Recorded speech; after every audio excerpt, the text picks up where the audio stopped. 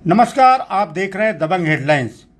कहावत है डूबके को तिनके का सहारा, और ठीक यही हाल इस समय टीओके के प्रमुख ओमी कालानी का है। नगर सेवकों के लगातार पलायन ने उनकी राजनीतिक जमीन खिसका दी है।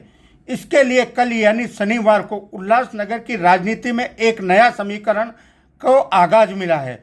ओमी कालानी ने शिंदेगढ़ की शिवसेना का दामन थामकर भागते हुए नगर सेवक यानी पलायन करते हुए नगर सेवकों पर अपनी पकड़ और अंकुश बनाए रखने के लिए यह एक निर्णायक कदम लिया हुआ है।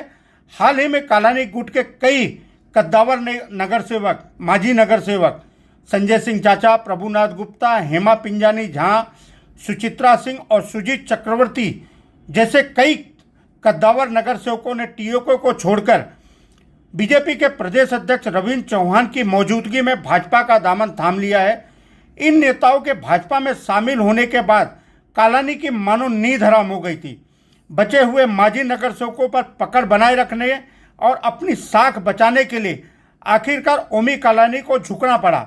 शिवसेना शिंदे गुट के सांसद डॉक्टर श्रीकांत शिंदे जी के सामने महापालिका चुनाव के पहले राजनीतिक कदम संसदीय चुनाव की तर्ज पर ओमी कालानी ने एक बार फिर शिवसेना के साथ दोस्ती का गठबंधन का पैंतरा आजमाया है। टीओके प्रमुख ओमी कालानी और शिवसेना शिंदे गुट के सांसद डॉक्टर श्रीकांत शिंदे जी के बीच दोस्ती का गठबंधन का आगाज कल शाम को किया गया। इस स्थानीय गठबंधन का सीधा असर भाजपा पर पड़ रहा है। उल्लासनगर में भाजपा और शिवसेना के रास्ते लगभग अब पूरी तरह अलग हो चुके हैं। भाजपा के लिए यह एक बड़ा झटका माना जा रहा है। जहां केंद्र और राज्य में शिवसेना शिंदे गुट भाजपा के साथ सत्ता का सुख भोग रही है, वहीं उल्लासनगर में भाजपा को धोखा देकर कालानी के हाथ मिलाना भाजपा के लिए एक बड़े झटके से कम नहीं माना जा रहा है।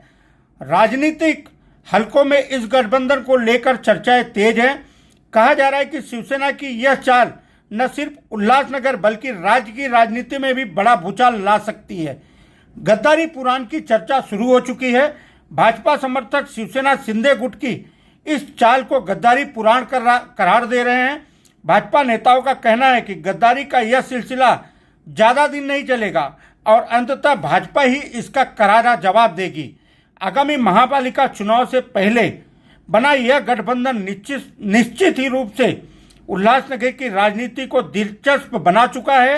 अब देखना यह है कि भाजपा इस चुनौती का सामना कैसे करती है और कालानी शिवसेना का यह गठबंधन जनता को कितना रास आता है, यह तो आने वाला समय ही बताएगा। बहरहाल बीजेपी के माजी जिला अध्यक्ष प्रदीप रामचंदानी ने इस विषय में क्या कहा है, आइए हम आपको ऑडियो क्लिप के माध्यम से सुनाते हैं। जैसे कि आप सभी को पता है कि पिछले खासदार चुनाव में टीम ओमी कालानी ने शिवसेना को अपना समर्थन दिया था, डॉक्टर श्रीकांत शिंदे जी को अपना समर्थन दिया था, जिस समर्थन को दोस्ती का गठबंधन नाम दिया गया था। आज उसी दोस्ती को हम आगे बढ़ाते हुए दोस्ती का गठबंधन कायम नाम देके हमारे आने वाले चुनाव में टीम ओमी कालानी और शिवसेना का हम युति करेंगे जनरल इलेक्शन में, ऐसी मैं घोषणा करता हूं। धन्यवाद। उल्लासनगर महानगरपालिका सार्वत्रिक निवडणुका 2025 या निवडणुकीमध्ये दोस्ती का गठबंधन म्हणजे टीओके आणि शिवसेना या पक्षाची युती आत्ताच जाहीर झालेली आहे आणि ही जाहीर झालेली युती तुमच्या माध्यमातून लोकांपर्यंत पोहोचवावी म्हणून आपल्याला बोलवलेली आजची पत्रकार परिषद। आजच्या या पत्रकार परिषदेच्या माध्यमातून लासीजीने सांगितल्याप्रमाणे लोकसभेच्या निवडणुकीमध्ये दोस्ती का गठबंधन कायम होतं आणि हे दोस्तीचं गठबंधन महानगरपालिका निवडणुकीमध्ये पण कायम राहणार आहे। आणि या युतीच्या माध्यमातून सध्या तरी आम्ही येणाऱ्या काळातल्या महानगरपालिकेच्या निवडणुका माननीय माजी मुख्यमंत्री, उपमुख्यमंत्री, शिवसेना पक्षाचे मुख्य नेते आदरणीय एकनाथजी शिंदे साहेब आणि खासदार डॉक्टर श्रीकांत शिंदे साहेब यांच्या नेतृत्वाखाली या उल्हासनगर महापालिकेमध्ये युती म्हणून टीओके आणि शिवसेना ही युती म्हणून आम्ही लढवणार आहोत झालेली आहे. ते त्यांच्या पक्षाच्या सिंबॉलवर लढतील आणि आम्ही आमच्या पक्षाच्या सिंबॉलवर लढू. युती झालेली आहे, त्यांनी आमच्या पक्षात प्रवेश नाही केलेला. त्यावेळी राष्ट्रवादी काँग्रेस शरद पवार गटाकडनं विधानसभेला लढले होते, तर यंदा ते त्याच सिम्बॉलवर लढणार आहेत, तुतारीवर, की काही नवीन पक्ष रजिस्टर केलाय? तो त्यांचा प्रश्न आहे. माझा प्रश्न एवढाच आहे की आमची युती आहे आणि युती म्हणून आम्ही या निवडणुका लढणार आहोत. हा माझा प्रश्न होऊ शकत नाही, त्यांचा प्रश्न है. टीओके की जनता पार्टी हमारी नैसर्गिक युति है, वो युति कायम है. जैसे उस युति का इस महानगर पालिका में के चुनाव में जो भी निर्णय लेने का अधिकार है हमारे वरिष्ठ नेताओं का है. वरिष्ठ नेता उधर निर्णय लेंगे, वो जैसा आदेश हमको देंगे वो आदेश के ऊपर हम उल्लासनगर में शिवसेना काम करें. नैसर्गिक युती आमची भाजप बरोबर आहे ना. लोकसभा आम्ही युतीत लढल्या, विधानसभा लढल्या, आता आम्ही महानगरपालिका पण लढू शकतो, पण तो निर्णय आमच्या वरिष्ठ नेत्यांचा आहे. प्रदीप जी नमस्ते। बोलो ना दिलीप भाई। आपका कोट चाहिए था कल शिवसेना और टीओके गठबंधन के ऊपर। देखिए मेरा कोर ये है कि भारतीय जनता पार्टी और शिवसेना का नैसर्गिक गठबंधन है, राज्य में भी है और केंद्र में भी है। जी और शिवसेना ने हमसे बिना पूछकर उन्होंने उनसे गठबंधन किया है, तो क्या ये इस बात का इशारा है क्या कि भाई वो भारतीय जनता पार्टी से गठबंधन नहीं करेंगे? तो अगर वो नहीं करते हैं तो तोड़ने का जो भारतीय जनता पार्टी के साथ गठबंधन तोड़ने का जो भी आरोप लगेगा उसके लिए जिम्मेवार शिवसेना होगी। तो क्या आप लोगों ने कल के जो टीओके और शिवसेना के नेताओं के बीच में कालानी महल पे गठबंधन हुआ और उसकी घोषणा की गई, तो क्या इस बात की जानकारी भाजपा स्थानीय भाजपा ने अपने वरिष्ठ नेताओं को दिया है क्या? नहीं, देखिए न शिवसेना ने हमको ये जानकारी दी कि तीसरे पक्ष को गठबंधन में लेना चाहिए या न लेना चाहिए, और वरिष्ठ नेताओं को जानकारी क्या, ये तो सारी आजकल सोशल मीडिया इतना तेज है कि सीधे वरिष्ठ नेताओं तक सारी बातें जो चौकन्ने होते हैं राजनीति में पड़ जाती है, इसमें हमें क्या बताने की जरूरत है।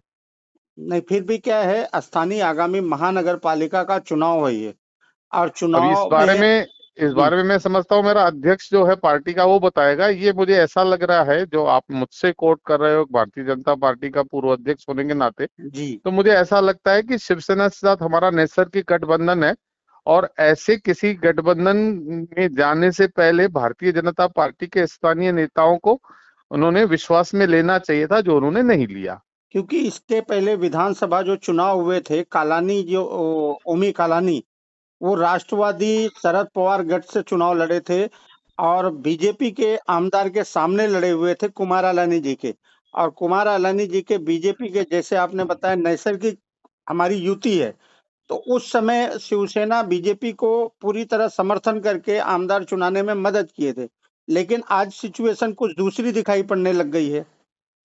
नहीं, देखिए जिस पक्ष से उन्होंने गठबंधन किया है ना, उनका एक चरित्र रहा है कि वो एक पक्ष में रहते नहीं है। कभी वो अपना भारतीय जनता पार्टी में आए थे तो विलय, हमारे यहाँ पे जब भारतीय जनता पार्टी में जब वो आए थे तो हमने उनसे गठबंधन नहीं किया था, उन्होंने हमारे साथ विलय कर दिया था, हमारे चुनाव चिन्ह पर लड़े थे, ठीक है जी। उसके बाद वो छोड़कर अपनी महत्वाकांक्षाएं जो उनकी थी विधायक बनने की, क्योंकि विधायक की जब भारतीय जनता पार्टी की तरफ से उनको टिकट नहीं मिली तो वो जितने भी उनके लोग थे उन्होंने पक्ष छोड़ दिया था, और उसके बाद वो चले। अब वो समय समय पर, आज समझो ऐसे मान के चलो कि आज वो शिवसेना के साथ गठबंधन कर रहे हैं, तो उसका गठबंधन सीधे उसका अर्थ यह है कि हमारे विचारों से जुड़ रहे हैं। जो भारतीय जनता पार्टी और शिवसेना के विचारों के आधार पर ही तो हमने केंद्र में और राज्य में सत्ता बनाई है। तो मेरे को ऐसा लगता है कि इन लोगों के लिए सत्ता ज्यादा महत्वपूर्ण है, और किसी तरह से भी उनको सत्ता में आना चाहिए, इसके लिए ये छटपटाते रहते हैं। नहीं, इस गठबंधन से क्या राज्य की सरकार पे कोई फर्क पड़ेगा? शिवसेना और बीजेपी के बीच में कुछ दरारें पैदा होंगी क्या, स्थानीय या स्टेट लेवल पे? ऐसा इतना बड़ा नेता मैं नहीं हूँ कि इसके ऊपर कोई मैं भाष्य कर सकूं। इसका जवाब मैं नहीं दे सकता हूँ, लेकिन मेरे को नहीं लगता है कि इससे कोई बहुत ज्यादा फर्क पड़ने वाला है। Okay okay sir, okay, thank thank you. You. हाँ हाँ।